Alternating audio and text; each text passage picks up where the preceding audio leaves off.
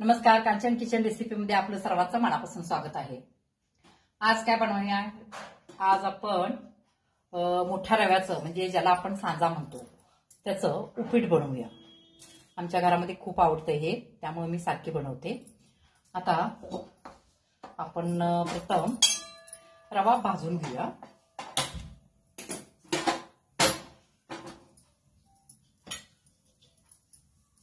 Direct मी फोडणीच टाकते, म्हणजे कांदा वगैरे करून मी तेलातच भाजते।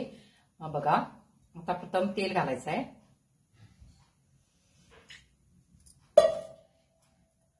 रेग्युलर उपीट बारीक ह्याच्यापेक्षा ह्याला थोडंसं तेल जास्त लागतं।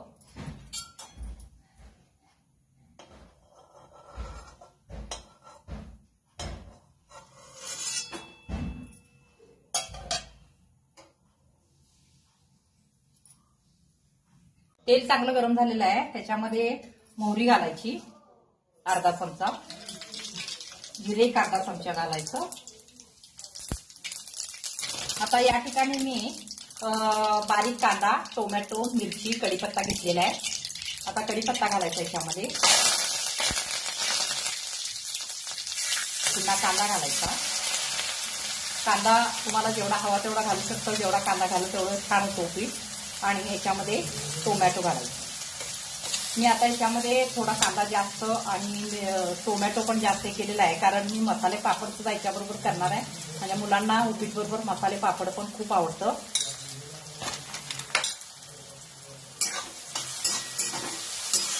आता याच्यामध्ये तुम्ही आवडत असेल तर बटाटा, गाजर बारीक करून घातलं तरी सुद्धा खूप चविष्ट लागतं उपीट। आता हे चांगलं भाजायचं।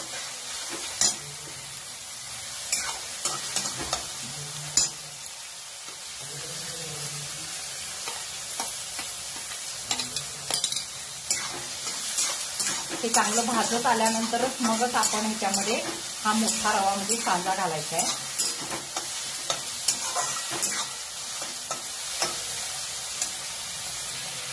हे पहा, आता कांदा भाजत आलेला आहे। आता काय करायचं, जा हा मोठा सांजा घेतलेला आहे तो याच्यामध्ये घालायचा भाजण्यासाठी। आणि तोपर्यंत काय करायचं सांगते, तोपर्यंत याच वाटीनं 3 वाटी पाणी आपल्याला गरम करायला ठेवायचं।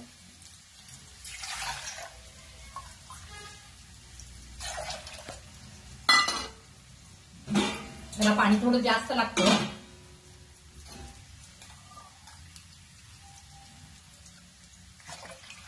तीन वाटी पाणी आपण चांगलं गरम करायला ठेवूया।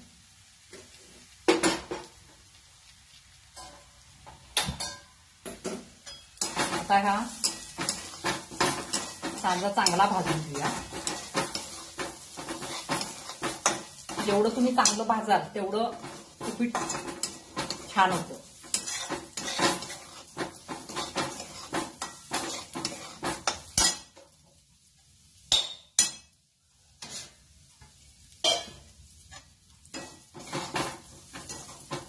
त्याच्यामध्ये तुम्ही भाजलेले शेंगदाणे वगैरे घालू शकता, खूप छान लागतं।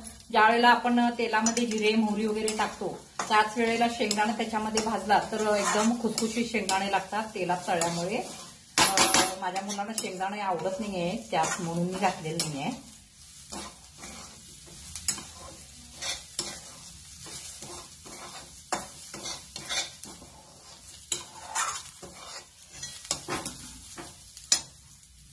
हे पहा, सांजा चांगला भाजलेला आहे।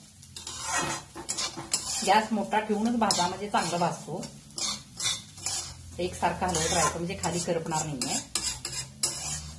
आता काय करायचं बघा,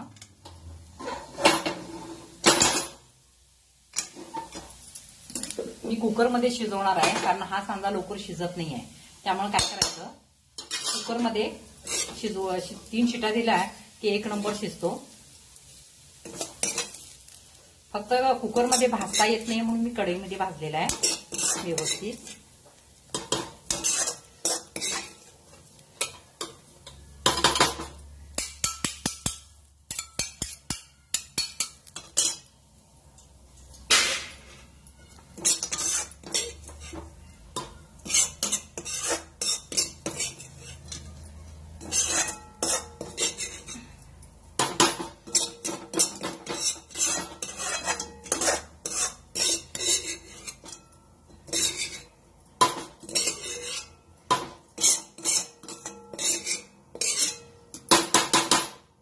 आता याच्यामध्ये काय करायचं, एक अर्धा चमचा हळद पूड घालायची.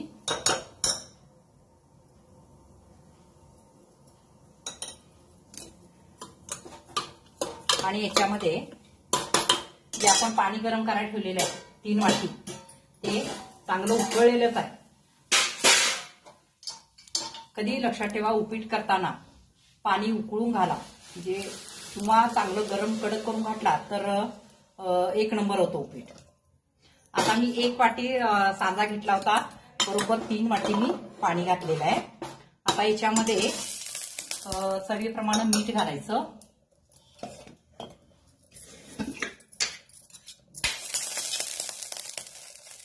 चवीप्रमाणे मीठ घाला.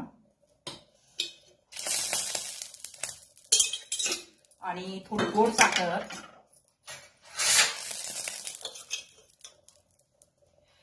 गोड साखर एक अर्धा चमचा घाला. आणि थोडीशी कोथिंबीर घाला. आणि चांगलं हलवायचं. आणि त्याला आपण झाकायचं. आणि 3 शिटा द्या, म्हणजे उपीट 1 नंबर होतं. आता 3 शिटा होते. हे 3 शिटा झालेले आहेत. आता आपण हे उतरून आपण मसाला पापड करून घेऊया. पहिला पापड तळून घेऊया आपण.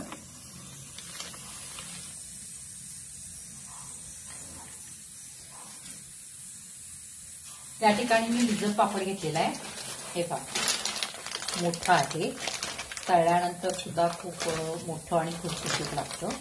आणि फार मोठं होतं आणि चवीला पण आहे. प्रथम आपण पापड तळून घेऊया.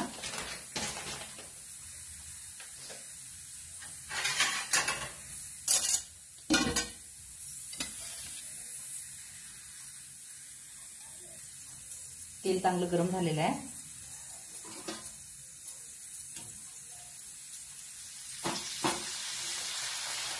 फार मोठं होतं.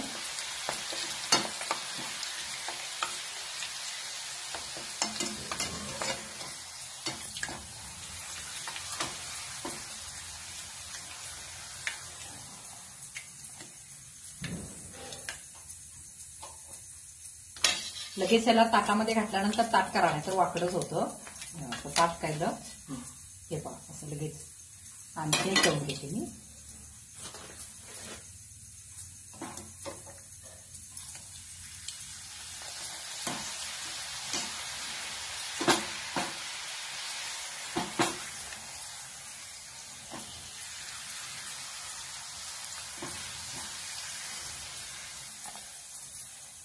आता गॅस बंद करते.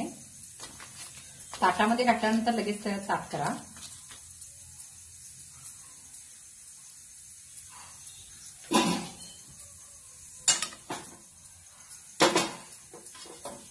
आता काय करायचं बघा, हे पापड आपले मी 2 तळलेले.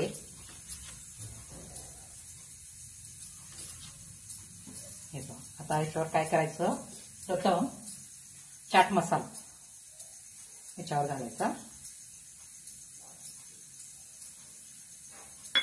त्याच्यानंतर चवीप्रमाणे तुम्हाला जेवढं तिखट लागतं त्याप्रमाणे तुम्ही मिरची पूड वापरू शकता.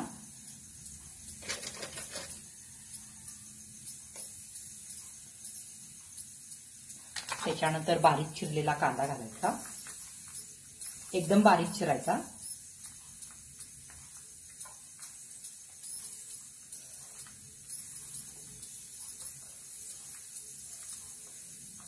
बारीक चिरलेला टोमॅटो,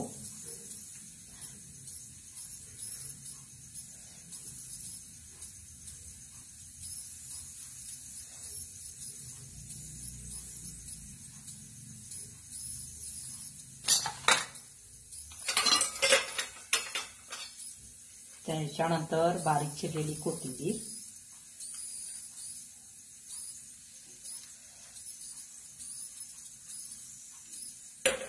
आणि बारीक शेप याच्यावर घालायची.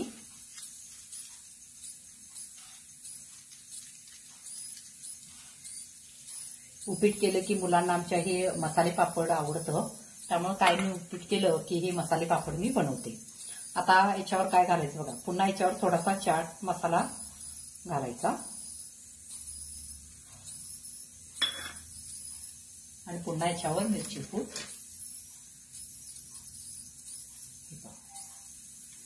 हे झालं आपलं मसाले पापड तयार. हे बाहेर 40 रुपये 50 रुपये असं दर लावतात. तुम्ही पाकिट आणून ठेवून मुलांना घरच्या घरी असं बनवून दिला तर मुलं जेवतात पण चांगलं आणि खायला पण चांगलं. आता आपण शीट बघूया. काय अजून शीट आहे, पूर्ण गार झाल्याशिवाय आपण काढायचं नाहीये.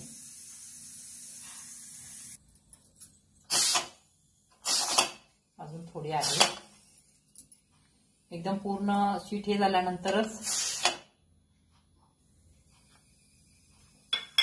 काढा, म्हणजे सांजा आतून चांगला उठणार, तो चांगला शिजतो.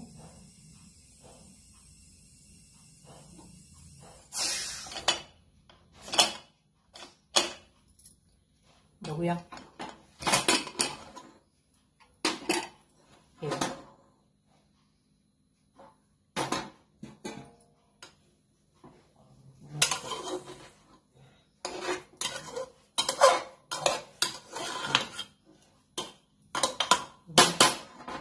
छान मारलेला आहे आणि अजिबात खाली लागलेलं पण नाही आहे आणि चांगला शिजलेला पण आहे. मी प्लेटमध्ये काढून दाखवते तुम्हाला.